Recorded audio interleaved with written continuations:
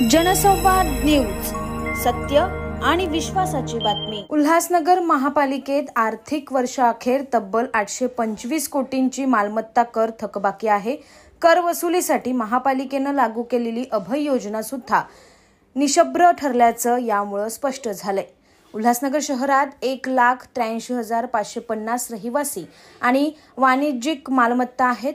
यंदाच्या आर्थिक वर्षात महापालिकेला मालमत्ता करातून 117.80 कोटी रुपये वसुली अपेक्षित होती, तर मागील थकबाकी तब्बल 833.30 कोटी रुपये इतकी होती।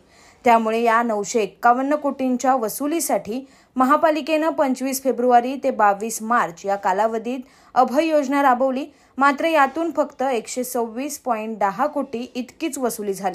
त्यामुळे अभय योजना पुन्हा एकदा निष्प्रभ ठरल्याचं स्पष्ट झालं असून आता प्रभावी कर वसुली करायची असेल तर आयुक्त मनीषा आव्हाळे यांनी थकबाकीदारांवर कठोर कारवाई करण्याची अपेक्षा व्यक्त होते। जनसंवाद न्यूज, सत्य आणि विश्वासाची बातमी। आजच सबस्क्राइब करून बेल आयकॉनला क्लिक करा आणि पहा ताज्या घडामोडींचा अचूक अंदाज आपल्या मोबाईलवर।